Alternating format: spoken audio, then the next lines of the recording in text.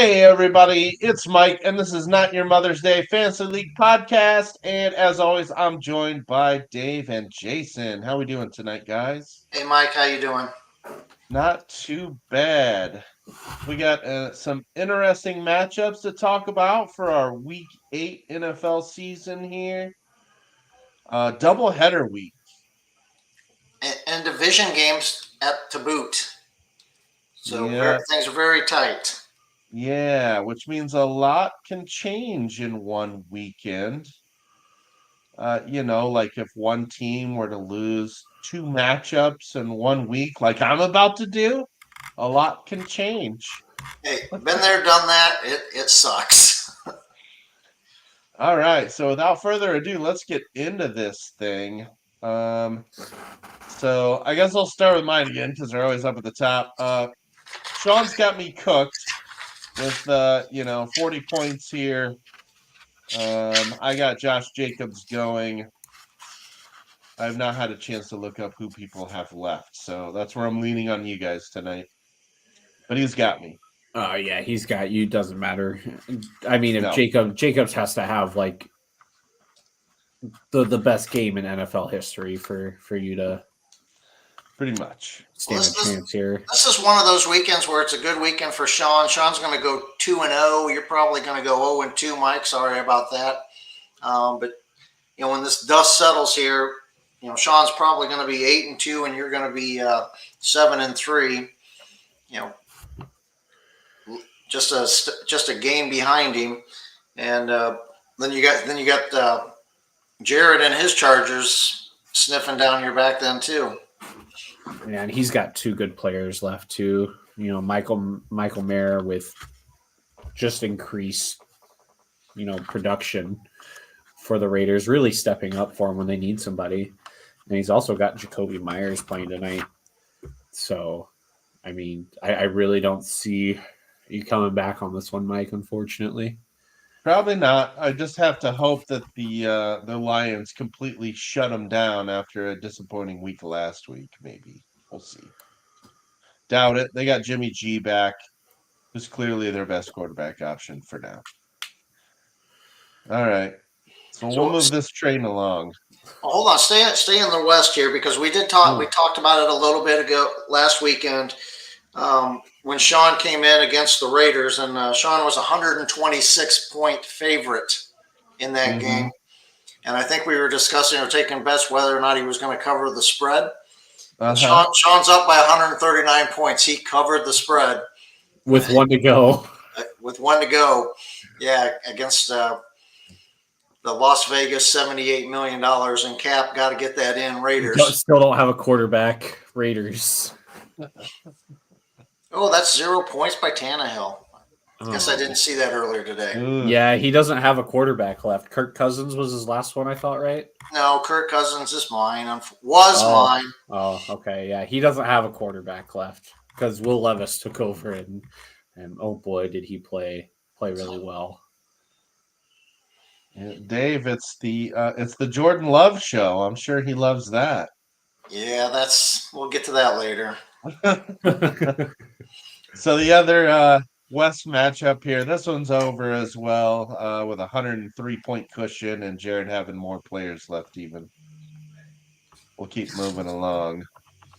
So looks like Dustin is going to beat Jason this week. Dave, you had some commentary about Dustin's performance here, didn't you? I do. I was analyzing the points so far and analyzing all the top 16 teams, who scored and who didn't. And I wanted to hand out 2 awards this week, and that's probably the tough loss of the week. And that's probably either going to go to Rich or Joey. One of them is going to end up with a third highest score this week, and they're going to take a loss. So that's probably the tough loss award, either to Joey or to Rich this week. And I want to talk about Dustin, and maybe we'll just call it the Lucky Ass Award, because he's going to get 2 wins. Dustin scored 287 points for the weekend, and he is final. And he's got that's the 9th highest total right now, and he's got 2 teams that are for sure going to pass him. and he's got an outside chance of a couple more teams passing him. So he's going to have probably at best the 11th best record or point scoring this weekend, and he's going to go 2-0. And if that's not crap, I don't know what it is. But I'm going to give the lucky ass victory award to Dustin and his Titans for going 2-0 and only scoring 287 points. Dustin ought to be thanking whoever set the schedule up this weekend because they gave him a gift this weekend. I will put this in there. I was going to start Levante David this week. However, I completely spaced that the Buccaneers were playing on Thursday and didn't get my roster set until Friday. So it was like a complete space out on my end on the reason why I lost to Dustin. I mean, I don't have any excuse for losing to Eric. He beat me by 116 points, but I definitely should have brought this one home against Dustin. Well, that's a tough one when you leave points on the bench. Yeah, I mean, I didn't leave too many. Both of my linebackers put up more points than EJ Speed, but I mean, yeah, 21-point difference. That would have been enough. Yeah, it is what it is. So congratulations to Dustin and his lucky ass victories of the week. No kidding. Patrick Mahomes scores 11 points, and he's going to skate into the victory column twice. All right. Well, this is another one that's over. Sticking in the AFC South here. Eric with a monstrous 388 to hang this week. Yeah, Jet. Sam Howell just keeps producing, doesn't he? I don't know how he does it, but he's putting up a lot of points. I need to go look at how many sacks he took because he's still on pace to take the most sacks in NFL history with 90 plus. I need to go look at how many times he got dunked. I don't know if he got. Thinking back, I don't know how many times he got. I'll look real quick. I mean, playing the Eagles and not having a very good line, you would think is a recipe to get. And throwing the ball, he threw the ball 50 plus times. 52 dropbacks. Yeah, that's crazy. And 3 rushes, 3 times he had to take off. Well, you gotta remember that as good as we're making Sam Howell be, in week 3 he was a minus 0.10 points versus the Bills, Right. and that's with 29 attempts. So he was not a good play in week 3. So, yowzers. No, he wasn't. And I even selected the Commanders that week and pick him. He was only sacked twice. Oh, wow. Okay. All right. He might be just shy of hitting the record. No, he's still on pace to break the record, though. So. Oh, absolutely. Yeah. Of absolutely obliterating the record. It's just wild how many times they're dropping back to throw in every game now. All right. So yeah, that one is clearly over. This one, this was the other matchup you were talking about here, Dave. Still a little bit of intrigue. 22 points is not insurmountable. 22 points. Joey's got Hutchinson and Kirby left. It's doable. And I've got, Braxton's got a kicker left, Carlson, and he's got the linebacker Anzalon left. It doesn't take much for Hutchinson to go off, which he is known to do. And if he has a big game tonight, Joey probably pulls off an upset here. But Joey's got a comfortable. I don't want to say comfortable, but he's got the 22-point lead. It may not be real comfortable, but I guess I'd rather have the 22-point lead than having to chase 22 points. Absolutely. Finally getting some production out of CeeDee Lamb that he's been needing all season. Yeah, and they had a Dak Prescott showing up this weekend too. Yeah, right. Dak with 4 touchdowns. Yeah, I did not expect the Cowboys to be all over the Rams like they were. And it was early too. That's the other thing. Yeah. All right, so now we'll slide on over to the East, where this could potentially get interesting. The Bills are down, 88 points. Yeah, that's just too much for 3 players unless they just go crazy. two. Yeah, and he's got maybe one flex player, maybe a linebacker. Yeah, so he's gonna need, yeah, like 30 apiece to pull that off. My math was off. Well, the East was tough this weekend. They have like three of the top four scores so far in the weekend. So three of the top four scores, and two of those three teams are taking losses this weekend, which really sucks. Yeah. All right, so we're gonna move over to the AFC South, and our co-host here is who really needs to stop the bleeding. I do. Good thing I've got Gavin in on my list, but I don't know. Depending on how this But one goes, 6 to he's got play. 6 with 40 points or 45 points. You still have 2, so I mean 300 is not out of the question for you, Dave. But Gavin's got Gibbs, Renfro. I think I said Alan McNeil here, and he's got Dan Campbell and Lions offense. So like predicting big game from Gibbs, Lions win. That's an automatic 10 points for Dan Campbell, and then not to mention how well their offense pops off. So I was he's got the offense and the coach. Yeah, he's got the offense and the coach. He's got Gibbs. He's got the linebacker Barnes. He's got a lot riding on Detroit right now. And if that's the case, I'm hoping most of it goes to Laporta. Hopefully Laporta will have a game and offset a lot of that stuff. So I was off about something and I was corrected, and I'm okay to admit when I'm wrong. So winning and losing as a coach is only a point. So it's not as big of a point swing as I thought. The big points that coaches seem to get is point differential. Right. So if they win by a lot, that's where a lot of their points come from. Which is very possible. I can definitely see that. Yeah, this game is either going to be really close. I hate to sound like, duh kind of moment, but it's very much could either be either or, depending on which Lions team shows up tonight. Well, I would think after getting really clowned in Baltimore last week, they're going to be ready to play tonight. I wanted to look, but I believe that if a coach loses by like 3 points or less or something like that, he can get 2 points or something. It's a positive instead of a negative. Yeah, because like, for example, this one here with Andy Reid is just a point lost for a game lost. That one didn't have any point differential attached or anything. Which was the surprise of the week, honestly. Yeah, that was... No kidding. How many people lost in survival because of that? Well, Josh didn't he? That's what I heard. Josh did. So he's not the only one, I'm sure. Wow. All right, moving along here. The other big AFC North matchup here, but Nick's got a nice lead going into Monday night. This was a game that I was expecting to be a lot closer than what it was. Dan's been on a roll for the last month or so, and I expected a much better showing than 259 points. I got to get a little dig into him. Dan's got I think the 13th or maybe the 14th highest score this week. He is going to come away with a victory against Ravens, but didn't give away. I don't know about that one actually, though.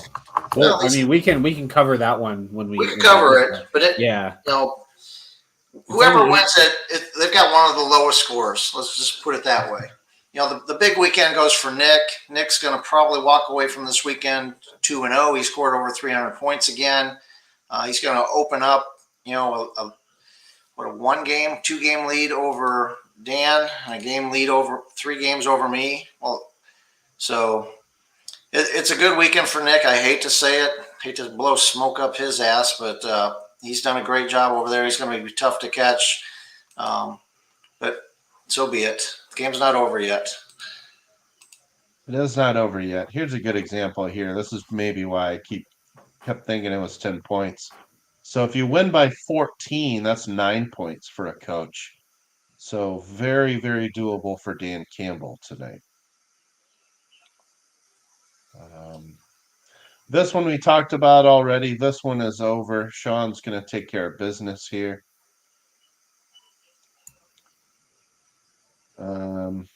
This one is over as well. Eric's team really, really went off this week.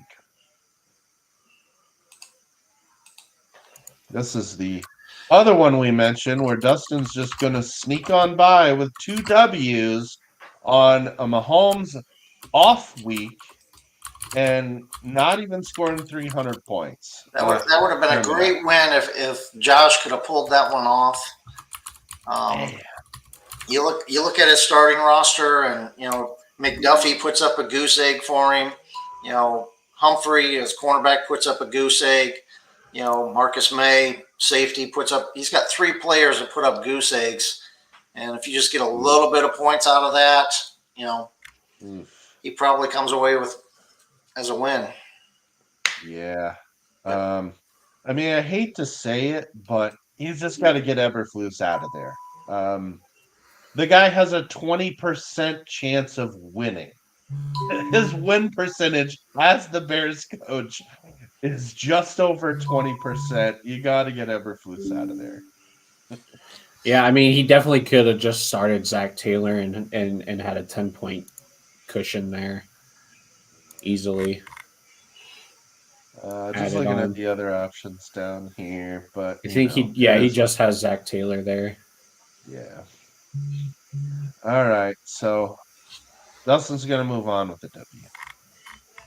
All right, and then yeah, this one here, probably a bit too much of a lead for Jeremy to come back with a 63-point cushion. Yeah, don't see this one happening either. Yeah, no, I think that one's done. Hey, Mike, we've got a visitor. Ooh, we've got a visitor. Where's there? Ooh, we have comments in the chat. Welcome. There you go. We can even highlight your comments. Thanks for joining us. We're just about done with our recap here, but I saw in the chat that you had some kind of story. I'm interested. Maybe your story can explain how a Jeep Patriot got flipped on its side somewhere in Elkhart County today. Just outside of Bristol, yeah, on 17 there. Oh my God. Uh-oh. What happened last week? What happened last week? I don't recall. Send him an invite and send him in here. See what he's got to say. I mean, we can get you on the stream if you want. Just so up to you. Your call. Pretty easy to join. Anywho. Braxton, if you want to send him an invite, he said do it. Let's see what he's got. All right. So we gotta go.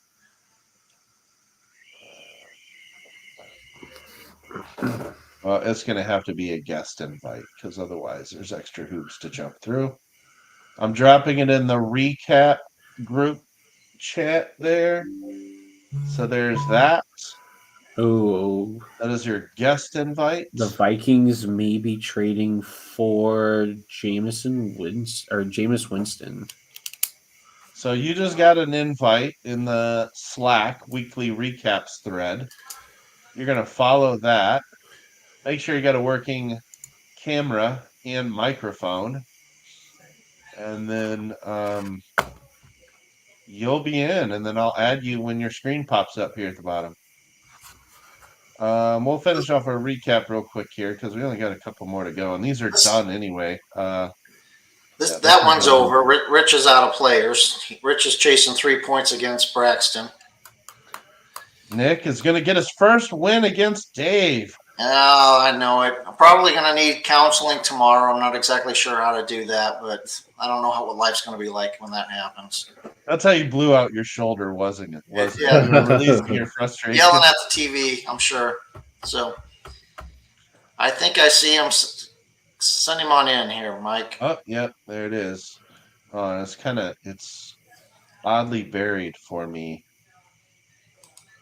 Why can I not click that down there? There you go. Braxton, what's up? You are on. Of course, you're buffering, though. But you are on. Braxton, what's up? Welcome to the show. Welcome.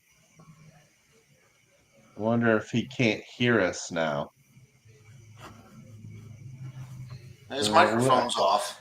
His microphone's muted. Can you hear me? There you go. Can you hear me? We can hear you now. Oh, what's up, boys? Hey, Braxton. What's up? First thing I gotta say is the reason of the discussion. What? All right, hold on. This is important. Last week, Dave was definitely the runner in this, but last week everybody said that our division would end 1-1, and that we would all be within a game of each other. But I ended up getting some points on Monday night by Bynum, and ended up with the victory. So now I'm 2 games up. I missed the recap that you guys did earlier about the whole. I'm sure you talked about my game with Joey and my game with Rich and stuff like that already. But so now I should be. I mean, I'll get a 3-game lead over 2 of the guys and a 4-game over Jeremy. Am I right there? Is that what you guys called, or what are we thinking? You are correct. Yeah, I believe so. So you're probably going to go 2-0, and you're probably going to have a 3-game lead. Maybe we should do a recap after the recap. You'll do a recap for the. Yep. So when we're wrong on the analysis, I'll go back and look at it. But I was a little heartbroken that there was no confidence, that everybody just thought that I was going to lose last week. The media team over here, and then I pull it out. I gotta thank Dave though, because that trade without having Alex, that linebacker from Detroit, that doesn't happen. So.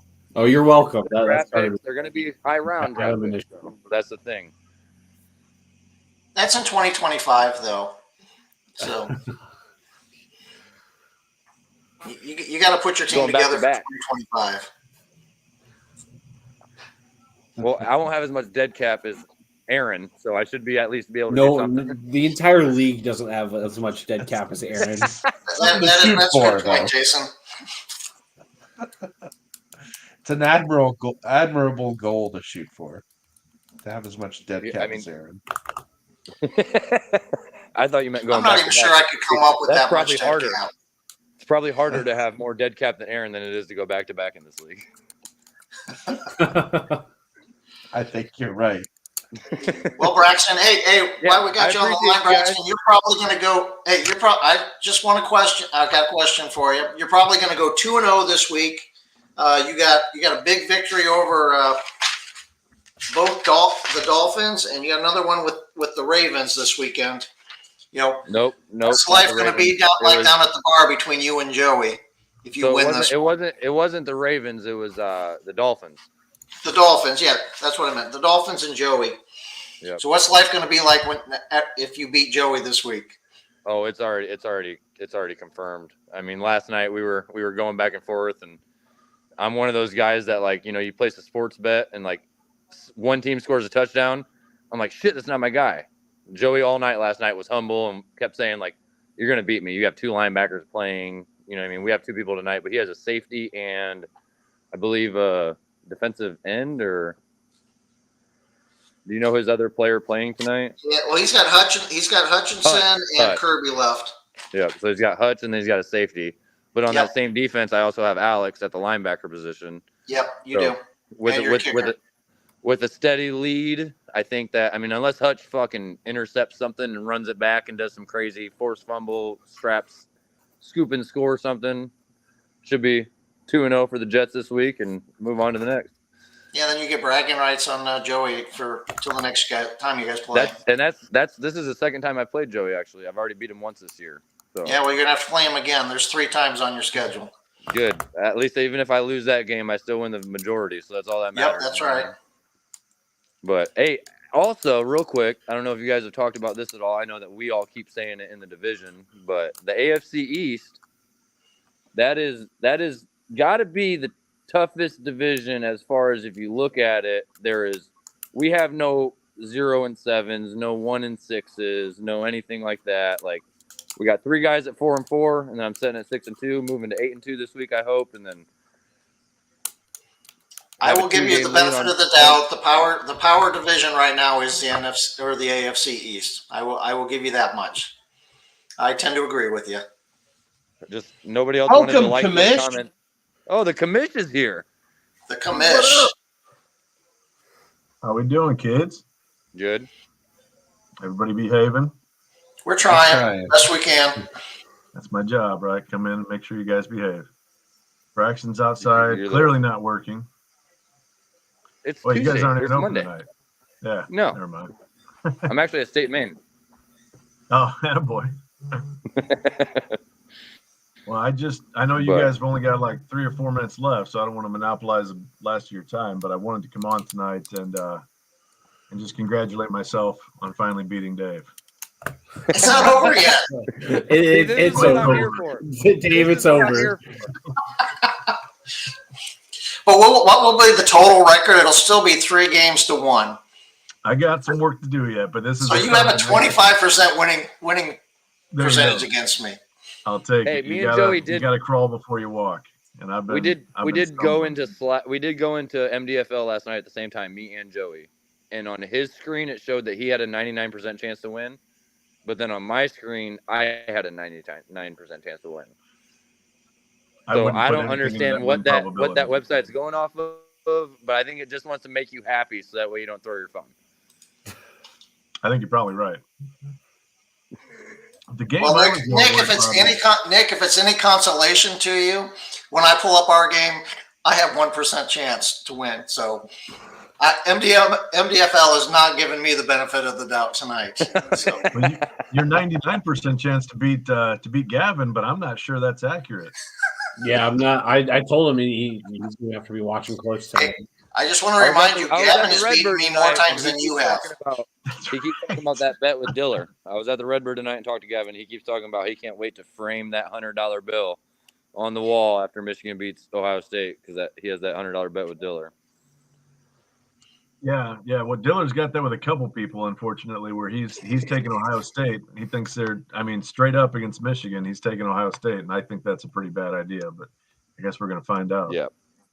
I guess Hopefully he's assuming Michigan won't have someone on the other sideline. Is that what he's assuming? Pretty much. That's the only way they're going to win. But this would be That's the best what I scenario mean. is Michigan wins out, just like Ohio State did in 2012, and then they're not bowl eligible because they find some shit, and then Michigan goes undefeated for no reason and can't even compete. That would be wild. That would But be fun. I'm gonna hop out of here. I think we Good have job, Avery. one Thanks, sir.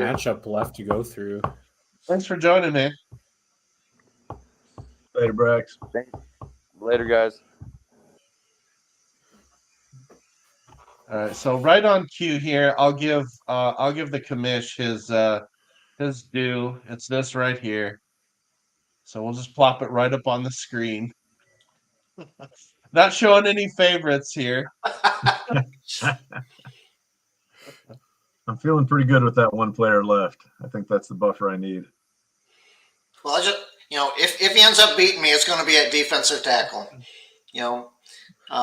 Simmons puts up 44 points, and frickin' Jalen Carter gives me 3.5 points. So Yeah, I'm that's enough. wondering if I think Dave's that's a gonna put. little bit of a higher difference there than just the 40 points. See, I'm wondering if Dave's going to put 2 and 2 together, and this losing streak seemed to have started right around when we started this podcast. It's going to be the Jason and Mike show soon, real quick, if he figures this out. I hadn't put that together yet, but thank you for that reminder there. I might be getting a hex just from being on here as a guest. I'm a little concerned now. I need that. And I don't think I've won either since we started the show, but I don't care. I don't win anyway. So Got a point. Well, hey, since we have the commissioner, Commish, what kind of news do you have for the league? How do you feel the league is going? How is it progressing? What's your thoughts as the commissioner? I think it's going great. I love the activity that we've got. Of course, I'm on Slack all the time, so I'd love to see even more on Slack. And I've had some people say like, "Oh, it's the same guys all the time on there." Well, then say something. If you're not one of those guys, feel free to talk. It's not like you're on mute. So, be involved. It's more fun. The league's more fun the more involved you are. So definitely want to encourage you guys to do that. But I think it's going really well overall as far as a participation standpoint. I know some of the guys that were really frustrated early on, which would be Gavin, not really taking the time to read the bylaws and understand things. Cleveland Dan was definitely getting frustrated because, again, it's a lot. Mhm. And if you haven't done anything like it before, it's overwhelming. So I think now that he's had some success and he's feeling better about, trade values and what kind of roster build he needs, I think he's having a lot more fun. So I'm glad to see that. I think it's pretty awesome that really the only turnover we had after year one was a guy that we had to kick out. And aside from that, everybody's been pretty pumped. Everybody I've talked to is wanting to come back for another year. That's good, man. That's the kind of engagement we want. And I love that everybody's enjoying it. Anything else we can do to make it more fun, that's within the realm of reason. Always let me know and I'll try and do it. Cool. Well, thanks, You Nick, for joining us. Yeah, Yeah. for sure. And could you find a way to make sure that the teams I pick in the survivor pool don't shit the bed when they have very easy layup games? You would think, but man, that's the thing about the NFL this year. We've seen enough weird games. I think we can just go ahead and say the parity in the league this year is probably the best it's been in a long time. I mean, everybody, it feels like all the top teams have lost to kind of a dumpster team at some point in the league. The only ones that have kind of gotten away from it, never mind. They all actually, I was going to say the Chiefs, but they just lost to the Broncos. So it's like, yeah, everybody has lost to a bad team. There's nobody safe. Yeah, poor Josh. Although the refs, Survivor thing, and he gets out in the first week with the Chiefs. the refs yesterday with the Broncos Chiefs game, they were trying. They were trying for Mahomes, man. I'll tell you what, that blocked field goal, that man was offsides. I didn't watch it, but I'm not surprised to hear it. Yeah, there was a blocked field goal. They called him offsides. He ended up blocking a second field goal. They called him offsides on the second one, but it was blatantly offsides on the first one, and they refused to show the side angle of him releasing. Yeah. And it's just like, well, I mean, at this point, it's kind of obvious. I think it's pretty obvious too. And sometimes they'll throw a flag almost like at the start of the play, and then they have to huddle up for like 60 seconds while New York is watching the video over and over again. Like, there, call holding on that guy. Oh yeah, and then they dump all the flags out of their their pockets. It's like, what can we get them on? There was one of those. They huddled up. I can't remember what game it was, but they huddled up and then threw out like 3 different flags. Yeah, it sucks. I mean, follow the money, right? And when there's money being made on gambling, there's going to be referees that are getting paid off. It does feel like this has gotten worse. I've noticed it more this year. It's worse. It's absolutely horrible this year, and I know I complain about it every week, but I'm gonna keep complaining until it gets fixed. Yeah. Sometimes I feel like they're cheating the Bears, and I'm like, no, that's probably just the Bears. I do say every week, the Chiefs only have 1 win this season, and it was against the Bears. I think that was the only one they didn't have like a blown call that cost the game. Yeah. No, that was domination. We're good for that. We're a good morale booster.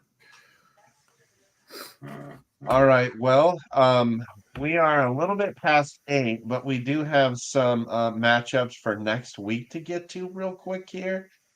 Interestingly enough, since Braxton joined us here, that's who I face next week. That is also the Niners bye week. So that means I will be without Purdy and Nick Bosa. So he's coming out as a 10-point favorite in that matchup. Mm-hmm.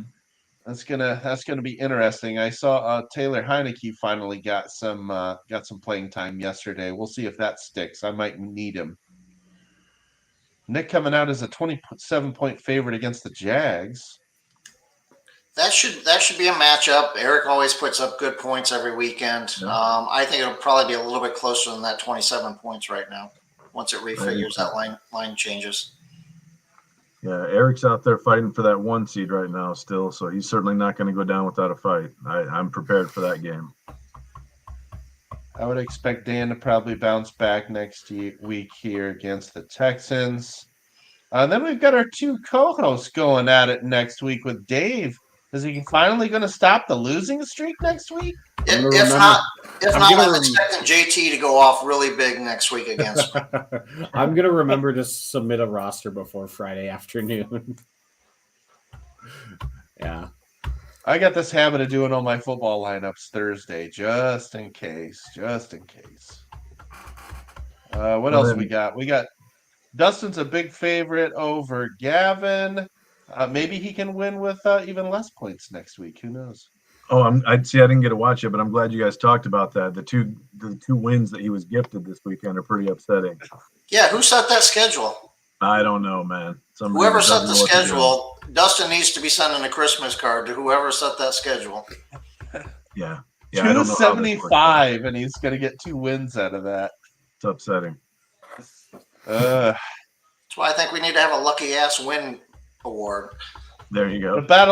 battle of the Hargroves. Looks like Jeremy is going to win by more than Aaron's dead cap number. That's the current dead cap number, though. Yeah, wait till he drops Tannehill. There's only a couple weeks. That's true. I never going to go even higher.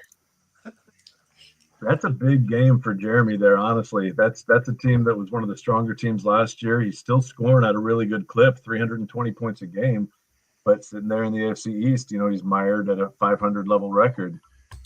That's if he were to somehow lose to Big Bro, a sad day. Yeah, I'm just gonna say he will be the laughing stock of the league for that week at least. Fair.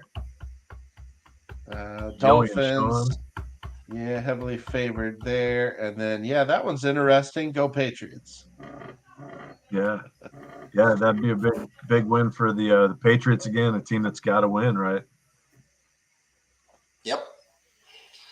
Joey's going to have to win if he wants to stay up with Braxton. Yep. And then, probably the game of the week right there, right? Braxton and Mike going at it. The 2 division leaders, I think, at that point. Sean's gonna overtake Sean's me. going to jump over him this weekend. I don't think he's gonna beat me this week, and I need kind of a miracle from Josh Jacobs to beat Jared this week. Oh no! Well, Jared's still fighting. That'll put Jared at so that would put him at 5-4. Did he win his other game this week? Yeah, Jared's going to win both games this week. Jared went 2-0 this weekend. 6-4, and then the matchup with Rich going to prove even more pivotal next week. So that's a lot of really important matches, and we're kind of coming to that point in the season too where it gets real important to win almost every game now for seeding and for nothing else. Yeah, we've. I feel like we've seen a team that has started hot before and then just completely shit the bed down the stretch and ended up out of the playoffs. Yeah, that was me. I did kind of lost your quarterback, something like that. Isn't that how it's going this year? Don't you go on 0-2 in the first doubleheader or in the second doubleheader of the season? And well, I'm gonna score over 300, and I'm still gonna lose both matchups. It is what it is. Not everybody can score 275 and get 2 W's. So, how do you feel about that, Mike? I'll just give out a loud sigh. That's all you need to know. Life ain't fair, is it? It's not fair. It's not. Well, Mike, you need Jack Campbell to wake up and start playing some football. That'll help. That would be nice. I cannot really justify starting him at the moment. So Dave's just over there laughing at that trade. It's not like Sanders is playing it instead. That's true. Neither's my rookie, the kid Trenton Simpson. He hasn't played either. So those 3 have not played. What's crazy is I'm actually getting more out of Dorian Williams the last few weeks than I have Jack Campbell, but then he didn't do anything this week. So no, he started, and then they sent him to the bench. He just has not played well in the time he's played. So he started the game, had like a tackle or 2 and an assist or 2, and then they pulled him and put in Dotson for the rest of the game. So I don't know that the future is super bright for Williams either. And none of these, I can't think of any linebackers. There was also that Dan Henley kid for the Chargers. He's hardly played any snaps, and when he hasn't looked good. So it's a terrible class. I am getting some production out of Henry Chioto from the Texans. He actually might be the cream. Yep. Third round pick, and he's playing a lot, and he's playing well. Yep. Yeah, they kind of kicked Christian Harris to the side. Everybody thought he was going to be the breakout, but this is what happens when you have a new coach come in and he's a defensive-minded coach. He wants his guys. He doesn't want Christian Harris from last year's draft. So that's exactly what's happened. Henry 202 has gotten a lot of play and has looked good doing it.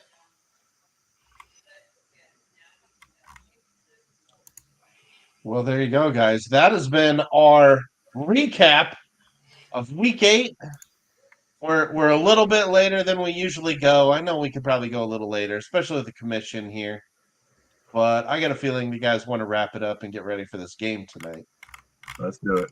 Well, hopefully Laporta goes off for 3 or 4 touchdowns, puts up Kelsey type numbers tonight. It would just be so perfect, wouldn't it, man? It would be. It really would be. I'm not almost prepared for it. I'm just battening down the hatches, ready for this. I only want a 50 burger out of Josh Jacobs. No big deal. You'd be happy with 50. All right. Well, I hope Only everybody 50. gets everything they need for Christmas here. Yeah. I guess all I needed was a different schedule and 275. Rename All right, your guys. 275s. Yeah, exactly. Close us out, Mike. All right, that's been awesome. Thanks, Nick, for joining us. Thanks, Braxton, for joining us. Him as well. Good luck next week, although not too much. So that's been it. Thanks for everybody that joined us. We'll see you guys next week. See you guys. Good luck.